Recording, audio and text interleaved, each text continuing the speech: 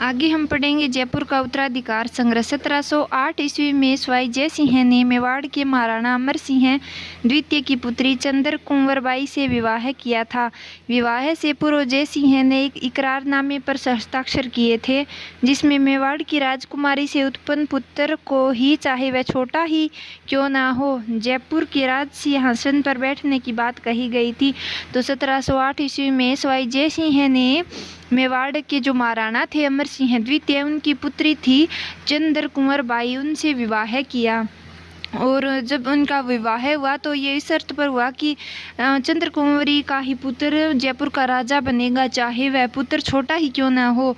तत्पश्चात 1722 ईस्वी में जयपुर की खिंची रानी सूरज कुंवर से एक पुत्र ईश्वरी सिंह उत्पन्न हुआ और 1728 में मेवाड़ की राजकुमारी चंद्र कुंवर से एक पुत्र माधो सिंह उत्पन्न हुआ। तो एक इनकी स्वाई जय सिंह की शादी हुई थी, वो मारवाड़ जोधपुर में हुई थी। तो उनकी रानी का नाम तो सूरज कुंवर था। फिर हुआ कि ये दो रानियां हो गई, इनकी एक सूरज कुंवर हो गई जो मारवाड़ जोधपुर की थी, और ये चंद्र कुंवर मेवाड़ की थी। तो पहले सूरज कुंवर के एक पुत्र उत्पन्न हुआ, उसका नाम ईश्वरी सिंह था। और फिर 1728 में चंद्र कुंवर के एक पुत्र उत्पन्न हुआ, उसका नाम माधो सिंह था। तो ये ईश्वरी सिंह बड़ा था और ये माधो सिंह छोटा था। तो अतः जय सिंह के बाद माधो सिंह और ईश्वरी सिंह के बीच उत्तराधिकार का संघर्ष निश्चित हो गया। तो ये तो फिर होना ही था। वो बड़े वाला तो बोल रहा था कि मैं राजा बनूंगा, और छोटे वाला बोल रहा था कि मैं, क्योंकि वो विवाह के समय इकरारनामे जो हुआ था कि चाहे छोटा ही पुत्र हो वह ही राजा बनेगा, तो इस आधार पर इन दोनों में संघर्ष हुआ। सितंबर 1743 ईस्वी में स्वाई जय सिंह की मृत्यु के बाद उसका ज्येष्ठ पुत्र ईश्वरी सिंह गद्दी पर बैठा, किंतु माधो सिंह ने 1708 ईस्वी में इकरारनामे के आधार पर जयपुर राज्य की गद्दी का दावा किया। अब 1743 में स्वाई जय सिंह की मृत्यु के बाद उनका जो बड़ा पुत्र था ईश्वरी सिंह, वह गद्दी पर बैठ गया। पर किंतु माधो सिंह ने वो इकरारनामा बता दिया कि ये इकरारनामा हुआ था, उसके अकॉर्डिंग मैं ही अगला उत्तराधिकारी बनूंगा। इस प्रकार ईश्वरी सिंह और माधो सिंह में गृह कलह आरंभ हो गया। इन दोनों में लड़ाई शुरू हो गई। दोनों पक्षों की ओर से मराठों से सहायता प्राप्त करने के प्रयत्न आरंभ हो गए। माधो सिंह की ओर से मल्हार राव होलकर से सैनिक सहायता प्राप्त की गई और इसके बदले में होलकर को 20 लाख रुपए देने का आश्वासन किया गया। तो दोनों ने मराठों से सहायता प्राप्त की। तो माधो सिंह ने मल्हार राव होलकर से सैनिक सहायता प्राप्त की और इसके बदले में उन्होंने यह 20 लाख रुपए देने का आश्वासन किया, आप हमारी सहायता कीजिए, हम आपको 20 लाख रुपए देंगे। उधर ईश्वरी सिंह ने राणोजी सिंधिया से सहायता प्राप्त की। तो माधो सिंह ने तो मल्हार राव होलकर से और ईश्वरी सिंह ने राणोजी सिंधिया से सहायता प्राप्त की।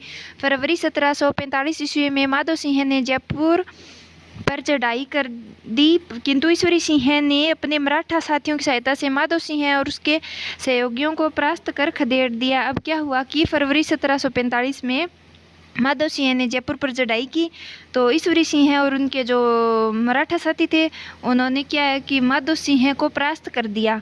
माधो सिंह ने एक बार फिर मल्हार राव से सैनिक सहायता प्राप्त करने के लिए उन्होंने एक प्रतिनिधि को कालपी भेजा और सैनिक सहायता के लिए उसे 2 लाख रुपए देने का वचन दिया। पहले तो उन्होंने 20 लाख और फिर दोबारा उन्होंने 2 लाख। तो माधो सिंह ने अपने जो एक सैनिक था उसको सहायता प्राप्त करने कालपी भेजा और उसके बदले में कि 2 लाख रुपए देने का वचन दिया। मल्हार राव ने अपने पुत्र खंडेराव को 1000 सवारों के साथ इन तीनों राजपूतों की सहायता करने भेजा।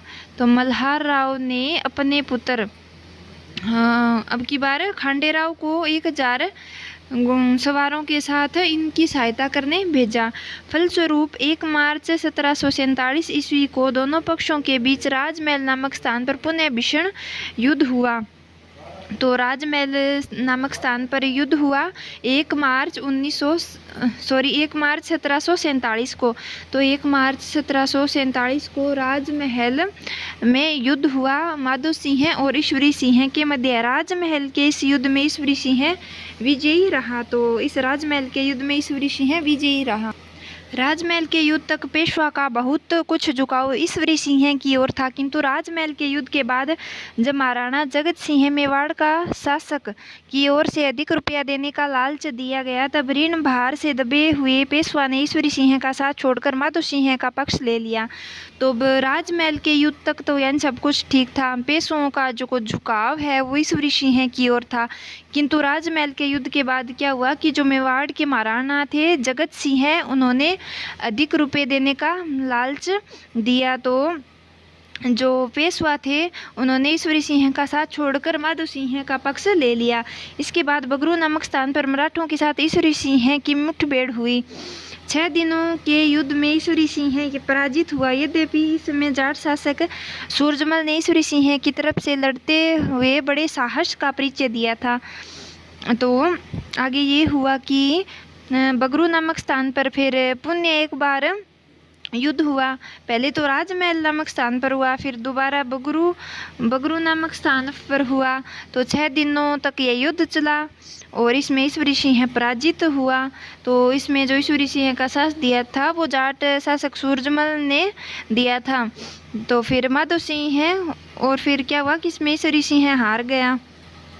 फिर उसे माधो सिंह को 4 परगने देने, उमेद सिंह को बूंदी का राज्य लौटाने तथा मराठों को भारी धनराशि देने का वायदा करने को विवश होना पड़ा। तो राजमहल के युद्ध में तो ईश्वरी सिंह जीत गया और बगरू के युद्ध में ईश्वरी सिंह हार गया। तो माधो सिंह को 4 परगने देने पड़े और उमेद सिंह को बूंदी राज्य लौटाना पड़ा और मराठों को जो भारी धनराशि देने का वायदा करने के लिए विवश होना पड़ा कि हाँ, मैं आपको इतने रुपए दे दूंगा। अब बगरू का युद्ध जो अगस्त 1748 में हुआ के बाद ईश्वरी सिंह ने जो रुपया मराठों को देने का वायदा किया था वह उन्हें नहीं दे सका। तो वादा तो कर दिया ईश्वरी सिंह ने हार के बाद कि हाँ, मैं दे दूंगा, लेकिन वो उनको देने में असमर्थ रहा। होलकर इस धन की वसूली हेतु जयपुर की ओर बढ़ा। मार्ग में उससे जयपुर का राजदूत 2 लाख रुपयों के साथ मिला, पर होलकर इस राशि से खुश नहीं था। उसने जयपुर की ओर बढ़ना जारी रखा। तो जब उसे पता लगा कि मतलब ईश्वरी सिंह जब असमर्थ था, वो मराठों को रुपये नहीं दे सकता, तो होलकर ने क्या है कि धन वसूली के लिए जयपुर की ओर प्रस्थान किया। तो जब इस बात का पता ईश्वरी सिंह को चला तो वह 2 लाख रुपए देकर उनको मराठों के सामने भिजवाए, पर होलकर इस राशि से खुश नहीं हुआ और जयपुर की ओर बढ़ना जारी रखा। जयपुर के राजदूत ने लौटकर जब ईश्वरी सिंह को यह सूचना दी कि ईश्वरी सिंह बड़ा भयभीत हुआ, क्योंकि मराठों को देने के लिए उसके पास रकम नहीं थी। तब निराश होकर 13 दिसंबर 1750 ईस्वी को 1750 ईस्वी को ईश्वरी सिंह ने आत्महत्या कर सारे राजनीतिक जंजालों से अपने को आज़ाद कर लिया। तो बेचारे के पास पैसे तो थे नहीं, तो फिर उसने क्या है कि आत्महत्या कर ली, क्योंकि इधर होलकर जयपुर की तरफ लगातार बढ़ रहा था। अब होलकर ने क्या किया कि माधो सिंह को बुलवाकर उसे गद्दी पर बैठाया। तो पहले तो गद्दी पर ईश्वरी सिंह था, तो उसको पैसों के लिए तंग कर रहा था। अब इधर माधो सिंह को राजा बना देंगे और उससे फिर पैसे मांगेंगे। माधो सिंह के गद्दी पर बैठते ही मराठों ने उसके सामने धन संबंधी अपनी लंबी चौड़ी मांग रखी। माधो सिंह मराठों को सबक सिखाना चाहता था। 10 जनवरी 1751 ईस्वी को उसे एक सुनहरा अवसर मिला। इस दिन लगभग 4000 मराठों ने नवनिर्मित जयपुर भवन के कलात्मक मंदिरों व बाजारों को देखने के लिए नगर में प्रवेश किया। दोपहर के माधो सिंह ने नगर की सभी द्वार बंद करवा दिए और अचानक राजपूत सैनिकों और नागरिकों ने मराठों का कत्लेआम शुरू कर दिया। तो वैसे हुआ कि माधो सिंह जब राजा बना तो होलकर ने बहुत लंबी चौड़ी मांग रख दी कि हमें तो इतने पैसे चाहिए, ये चाहिए, वो चाहिए। तो मराठों को माधो सिंह सबक सिखाना चाहता था। तो 10 जनवरी 1751 को उसे एक अवसर मिल गया। उसने 4000 मराठी जो जयपुर में आए देखने के लिए, तो उनको मतलब गेट गाट बंद करवा के उधर और फिर कत्लेआम शुरू करवा दिया। तो राजस्थान की राजनीति में राजपूत मराठा संघर्ष की एक नई उलझन यही से आरंभ हुई, जो आगे चलकर इन दोनों जातियों के साथ साथ राजस्थान के लिए भी घातक हुई। तो इस घटना के बाद क्या है कि राजपूत और मराठा संघर्ष की एक नई उलझन भरी कहानी यहाँ से शुरू हो गई। उनका जो कत्लेआम करवाया था उससे संबंध और भी बिगड़ गए। आगे है तुंगा का युद्ध। तो जयपुर राज्य और मराठों के मध्य चौथ को लेकर बार बार विवाद होता रहता था। जो जयपुर और मराठों को के मध्य चौथ को लेकर बार बार विवाद होता रहता था। फलस्वरूप मराठी महादजी सिंधिया के नेतृत्व में जयपुर राज्य में लूटमार मचाया करते थे। तो ये जो मराठी हैं महादजी सिंधिया के नेतृत्व में जयपुर में लूटमार मचाया करते थे। मराठों की इन हरकतों से परेशान होकर जयपुर का तत्कालीन शासक प्रताप सिंह इनसे मुक्ति का प्रयास कर रहा था। यानी इसके बाद भी मराठों का कत्लेआम करवाया था ना उधर, तो उसके बाद भी वो मराठी मान ही नहीं रहे थे। तो प्रताप सिंह जो उसमें जयपुर का शासक था वह भी उनको सबक सिखाना चाहता था, वह भी इनकी हरकतों से परेशान था। प्रताप सिंह ने मराठों के विरुद्ध जोधपुर महाराजा विजय सिंह से गठबंधन किया तथा शिवपुरी व करौली के शासकों ने भी सत्संग को सैनिक सहयोग दिया। तो प्रताप सिंह ने मराठों के विरुद्ध एक गठबंधन किया। इसमें एक तो जोधपुर के जो महाराजा विजय सिंह थे और इधर शिवपुर व करौली के शासकों ने भी अपना सैनिक सहयोग दिया। इनके अतिरिक्त महादजी का साथी मुगल फौज मोहम्मद बेग हमदानी भी राजपूतों के साथ हो गया था। तो जोधपुर के जो विजय सिंह थे शिवपुर व करौली के शासक ने सैनिक सहायता दी थी। और इनके अतिरिक्त एक महादजी का साथी था मुगल फौजदार मोहम्मद बेग हमदानी। तो इन्होंने भी क्या है कि राजपूतों का साथ ही दिया। अतः 28 जुलाई 1787 को लालसोट के पास तुंगा नामक स्थान पर मराठों महादजी सिंधिया और राठौड़ कछवाहा गठबंधन की सेनाओं के मध्य युद्ध हुआ। तो तुंगा का युद्ध 28 जुलाई 1787 को हुआ। तुंगा का युद्ध 28 जुलाई 1787 को हुआ। ये तुंगा लालसोट के पास है। मराठों महादजी और राठौड़ कछवाहा गठबंधन की सेनाओं के महादजी सिंधिया और राठौड़ कछवाहा गठबंधन जिसमें आ जाएंगे एक तो जयपुर के प्रताप सिंह और जोधपुर के विजय सिंह हैं और शिवपुरी व करौली की जो सैनिक सहायता थी वो। भयंकर रक्तपात के बाद भी युद्ध अनिर्णायक रहा। महादजी पीछे हट गया। राजपूत सेना का पलड़ा भारी रहा। तुंगा के युद्ध के बाद भी मराठे राजपूत राज्यों पर अपना प्रभुत्व छोड़ने के लिए तैयार नहीं थे। मराठों व राजपूतों के मध्य 20 जून 1790 को पाटन का युद्ध हुआ, जिसमें मराठा सेना को निर्णायक विजय मिली। राजपूत सेना ने आत्मसमर्पण कर दिया। तो पाटन का युद्ध हुआ वो 20 जून 1790 को हुआ और जो तुंगा का युद्ध है वो जुलाई 1787 को और पाटन का युद्ध जून 1790 को हुआ। इसमें क्या है कि अब की बार राजपूत सेना ने आत्मसमर्पण कर दिया, यानी राजपूत हार गए। और पहले जो था तुंगा का युद्ध उसमें राजपूत उनका पलड़ा भारी रहा।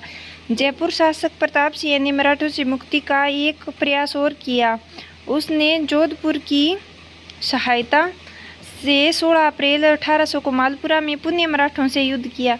तो प्रताप सिंह ने 3 बार ट्राई किया था, ठीक है। तो पहली बार तो ठीक है, उनका पलड़ा ठीक रहा। फिर दूसरी और तीसरी बार क्या है कि उनको हारना ही पड़ा।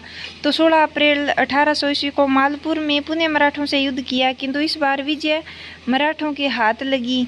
अतः जयपुर राज्य को पुनः मराठों से संधि करनी पड़ी।